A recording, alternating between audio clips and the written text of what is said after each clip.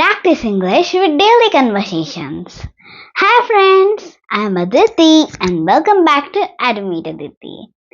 Today we are going to talk about one of the best ways to improve your English. Daily conversations. Do you know what makes English easy? Practice. And the best practice is not from books but from real conversations.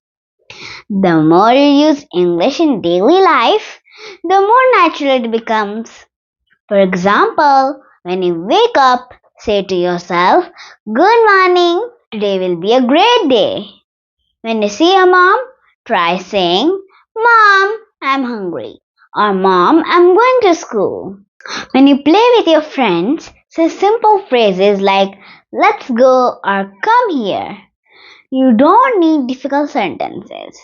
Use small ones, but use them often. That's how English sticks in your mind. Another tip, make English part of your daily routine. For example, when you drink water, say in English, "I'm drinking water."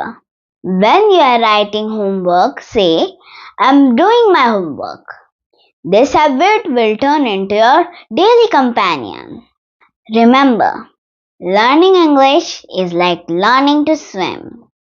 You cannot swim by only reading a book. You must jump into water. In the same way, you must keep English in daily conversations.